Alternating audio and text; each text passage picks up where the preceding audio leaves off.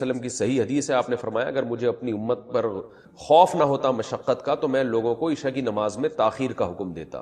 تو مشقت کا خوف تھا اس لیے آپ نے اس کو واجب نہیں قرار دیا، لیکن افضل بہرحال یہی ہے کہ عشاء کی نماز اگر 9 گھنٹے کی رات ہے اور 8:30 بجے ٹائم شروع ہو رہا ہے تو 11:30 بجے پڑھی جائے، یہ سب سے افضل وقت ہے. 1/3 رات کے بعد پھر تاخیر کرنا یہ غیر افضل ہے، ناپسندیدہ ہے آدھی رات تک. اب آدھی رات کب ہوگی؟ جیسے 8:30 بجے عشاء شروع ہو رہی ہے اور 9 گھنٹے کا ہے تو یہ 4.5 گھنٹے میں آدھی رات ہو جائے گی، یعنی 8:30 9:30 10:30 11:30 12:30 1 بجے تک بھی آپ عشاء کی نماز پڑھ سکتے ہیں، جائز ہے، ثواب کم ہوگا. 1 بجے کے بعد کراہت ہے، یعنی آدھی رات کے بعد عشاء میں تاخیر کرنا مکروہ ہے، ناپسندیدہ ہے. پھر جتنی تاخیر کریں گے اتنی ہی کراہت بڑھتی چلی جائے گی، مکروہ اس میں مکروہ والا عنصر بڑھتا چلا جائے گا. تو اس لیے حتی الامکان آدھی رات سے پہلے عشاء پڑھ لینی چاہیے، اور افضل ہے کہ 1/3 رات تک اس کو مؤخر کیا جائے. لیکن یہ خواتین کے لیے ہے یا ان لوگوں کے لیے ہے جو سفر میں ہوں اور جماعت سے نماز نہ پڑھ رہے ہوں کسی وجہ سے. اگر آپ محلے میں رہتے ہیں، مسجد میں جماعت سے نماز سے پڑھنا چاہتے ہیں تو پھر جماعت کی نماز کو ترجیح دی جائے گی، اور جماعت کی نماز جلدی ہوتی ہے. ہمارے ہاں 9:15 بجے عشاء کی نماز ہو رہی ہے، حالانکہ اصل وقت تو 11:30 بجے ہے. لیکن وجہ کیا ہے کہ نبی صلی اللہ علیہ وسلم بھی 1/3 رات تک تاخیر اس لیے نہیں کرتے تھے کہ صحابہ پر شاق نہ گزرے. تو اگر مسجدوں میں اتنی دیر سے جماعت کی نمازیں ہونا شروع ہو جائیں گی تو اس بات کا امکان ہے کہ لوگ نماز چھوڑ دیں گے سستی میں. تو نماز کو بچانا اور جماعت سے پڑھنا یہ زیادہ امپورٹنٹ ہے.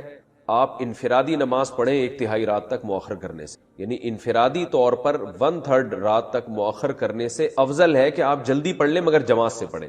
تو جماعت چھوڑنا بہرحال مسجد کی جائز نہیں ہے. تو مسجدوں میں جس ٹائم پہ نماز ہو رہی ہو آپ نے وہی نماز پڑھنی ہے اسی ٹائم پہ، چاہے وہ جلدی ہو رہی ہو چاہے وہ دیر سے ہو رہی ہو، تاکہ جماعت کی فضیلت نہ چھوٹے آپ سے. جماعت سے نماز پڑھنا چونکہ واجب ہے، نہیں پڑھیں گے گناہگار ہوں گے.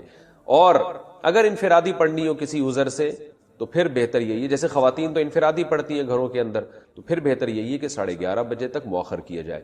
لیکن یہ بھی اس خاتون کے لیے افضل ہے جس میں نیند کا بہت زیادہ غلبہ نہ ہو، اور یہ بھی خطرہ نہ ہو کہ اتنی دیر سے سونے میں فجر قضا ہونے کا خطرہ نہ ہو.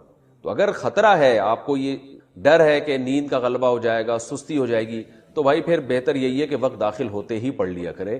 جیسے ہی وقت داخل ہو پڑھ لیں تاکہ قضا ہونے کا خطرہ ختم ہو جائے. وہ آیتوں میں اللہ نے کیا فرمایا؟ الا المصلین. اللہ فرماتے ہیں کہ جو لوگ ڈپریشن کا شکار ہو جاتے ہیں، جلد بازی میں فیصلے جلد بازی میں کرتے ہیں، ان میں تدبر نہیں ہے، غور و فکر نہیں ہے، تو لیکن کچھ علامتیں اپنے اندر پیدا کر لو تو تمہارے اندر سے جلد بازی، جس جلد بازی کے نتیجے میں ڈپریشن ہوتی ہے، خودکشی کے خیالات آتے ہیں، یعنی زندگی سکون کی گزرے گی تمہاری. اس کے لیے چند کام کرنے پڑیں گے. نمبر 1، نماز کی مکمل پابندی. آپ یقین کر لو جتنا ڈپریشن سے نماز بچاتی ہے نا، کوئی چیز نہیں بچاتی. اسٹریس اور ڈپریشن کی 20 گولیاں ایک طرف، جس کا نماز میں دل لگ گیا نا، بس اس کی زندگی مزے کی بن جاتی ہے. اور نماز میں دل نہ لگ رہا ہو نا، کئی رکعتیں پڑھو ہمت کر کے. اصول بنا لو، جس کام میں دل نہیں لگتا نا وہ کام کرنا شروع کر دو، دل لگے گا، اور پھر ڈبل لگنا شروع ہو جاتا ہے. میں بہت سی مثالیں دیتا ہوں نا، دوڑا نہیں جاتا چلنا شروع کرو، چلا نہیں جاتا ہلکا ہلکا چلو، اپنے نفس پہ بوجھ ڈالو. دیکھو یہ ٹینشن سے بچنا ایسی چیز ہے، جو ٹینشن سے دور بھاگتا ہے نا، ٹینشن اس کے پیچھے آتی ہے، اور جو ٹینشنیں پالتا ہے وہ ہمیشہ ٹینشن فری زندگی گزارتا ہے. وہ ٹینشن ہے جو جائز ٹینشن ہے، جو صحت کے لیے مفید ٹینشن ہے، ان کی بات کر رہا ہوں میں. تو جو لوگ آپ نے دیکھا ہوگا محنتی ہوتے ہیں، سارا دن کام کاج میں مشغول رہتے ہیں، وہ خوش ہوتے ہیں، ہے یا نہیں؟